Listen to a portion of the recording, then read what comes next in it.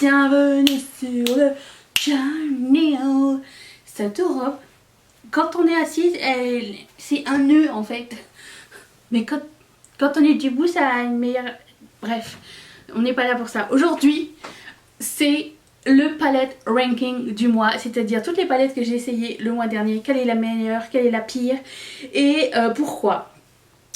Bonne nouvelle, c'est qu'il n'y a pas de palette horrible dans ce classement, c'est juste que j'ai classé selon mes préférences et les palettes que je ne vais pas garder, je les mettrai à vendre sur le groupe Riette et Make-up parce que ça sert à rien que je les garde juste pour qu'elles prennent de la poussière. Et si vous n'êtes pas encore membre de ce groupe gratuit et fun, tout est dans la barre d'infos si ça vous tente de nous rejoindre. Ok, c'est parti. J'ai testé 6 palettes. Quand je pense que j'en ai acheté genre 21 et que le nombre de palettes que je peux tester en un mois c'est genre maximum 8.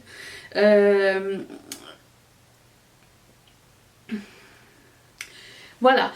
Bref, je commence par la palette qui m'a le moins plu, c'est les Bite Size. Alors on m'a demandé si on pouvait voir les photos des make-up que j'ai réalisé avec. Oui et non à la fois. Il y a certains looks que j'ai fait expressément sur Instagram et il n'y a pas de photos puisque ce sont des vidéos. Mais ceux que j'aurai pour illustrer les palettes, je les mettrai... Je mettrai quelque chose, je pense. Je vais essayer, tout du moins, si je retrouve le truc. Oui, je pense, je sais plus. Sinon, c'est sûr, je mettrai la playlist de tous les eye swatch parce qu'on a swatché toutes les palettes, une à une, tous les fards, chacun sur les yeux. Je mettrai ça dans la barre d'infos ainsi que les palettes 3 looks où vous voyez les 3 looks qu'on fait avec les palettes. Ok, j'essaye de faire au mieux. Donc la palette que j'ai le moins aimée c'est la Bite Size palette de ELF qui s'appelle Berry Bad. J'en ai essayé 2. Celle-ci est moins ma préférée puisque je me suis rendu compte que tous les looks que j'ai fait étaient très similaires en termes de couleurs. En même temps, quand tu as 4 couleurs, j'ai envie de dire, c'est normal. Surtout quand c'est une color story très précise, très bordeaux. La qualité est incroyable, vraiment. Moi, personnellement, les fards 4 couleurs, c'est quelque chose qui m'intéresse de moins en moins. En fait, les palettes avec moins de 8 fards sont des palettes qui m'intéressent de moins en moins, même si je suis toujours très tentée d'en essayer d'autres. Je pense pas que je vais garder celle-ci. Les palettes ELF, je pense que ma maman va les adorer, mais celle-ci, je la garderai pas. La même chose pour la Pumpkin Pie. Quoi? Pumpkin Pie, oui c'est ça. Qui se présente comme suit. Elle est... Pour le coup, j'ai pu faire des looks un peu plus différents puisque l'intensité est un peu plus présente dans ce fard mat. J'ai l'impression que les tonalités sont plus différentes. Il faut aussi que vous sachiez que j'ai utilisé cette palette que 3 fois et que c'est très poudreux.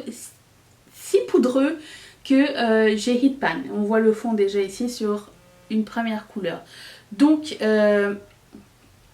sachez-le, même si ça coûte 3 $. D'ailleurs, je mettrai le lien vers ELF Europe et Canada dans la barre d'infos puisque vous pouvez commander chez les deux maintenant. Donc oui, ça coûte 3 $, c'est une très bonne qualité, mais c'est pas quelque chose que je vais racheter dans le futur.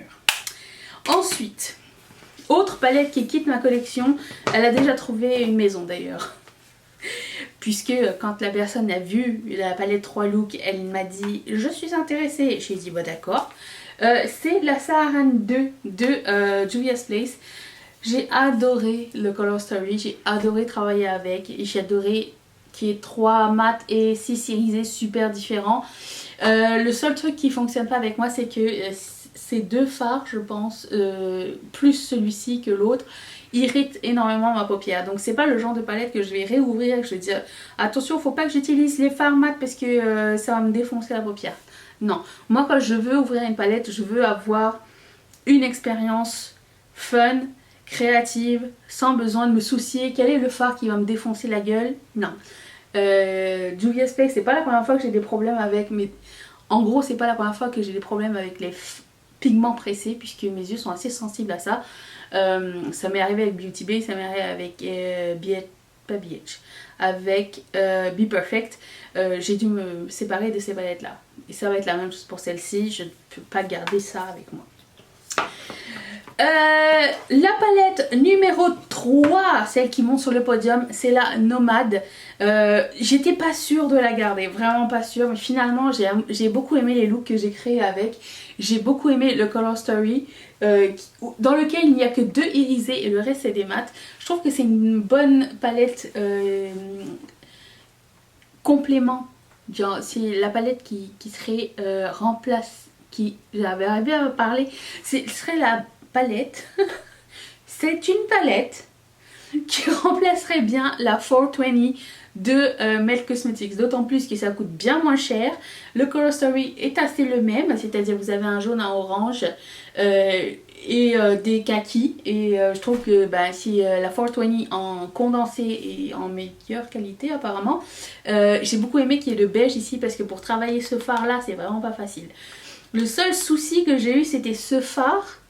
Mais quand je l'ai posé en aplat sur toute ma paupière, j'ai pas eu de problème. Mais quand je l'ai posé par-dessus le concealer, que j'ai fait un cut crease, c'était extrêmement poudreux.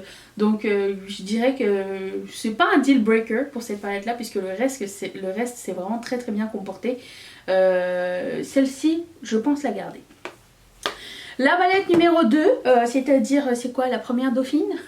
C'est la Viseart Dark Edit que j'ai beaucoup aimé. La qualité est exceptionnelle. Vraiment, si vous hésitiez, je vous la recommande. Le seul dot de la palette, c'est ce violet mat qui est très poudreux et très patchy sur les paupières. Autant sur les eye swatch, vous allez le voir, autant vous allez me voir galérer avec quand je me maquille. Mais pour le reste, c'est une très belle palette d'automne. Je l'aime vraiment beaucoup. J'aime beaucoup les pops de fuchsia jaune aussi à l'intérieur. Donc pour le moment aussi, celle-ci je la garde. Je pense que celle-ci et celle-ci sont de très bonnes palettes, mais je suis pas sûre et certaine que ce sont mes palettes favorites ever. Et je pense que l'année prochaine elles feront partie de mes palettes purgatoires avec lesquelles je vais faire plus de looks pour savoir est-ce que vraiment c'est des coups de cœur ou est-ce que j'ai autre chose qui ressemble ou mieux dans ma collection. J'ai aimé les palettes, mais j'ai pas été genre à 200% convaincue que c'était genre l'amour de ma vie. Parce que blending et parce que je sais pas plus. Mais celle-ci plus que la Nomade.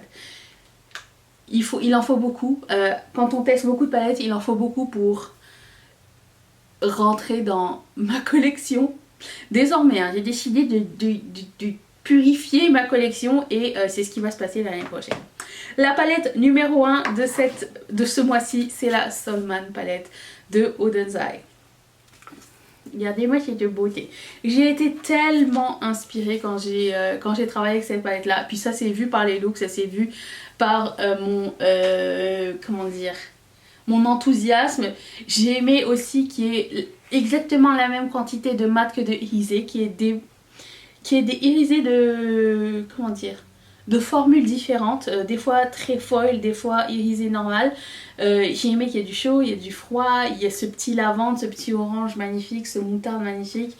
Seul dud, cette couleur là, même malgré du Duraline, c'était très difficile à travailler.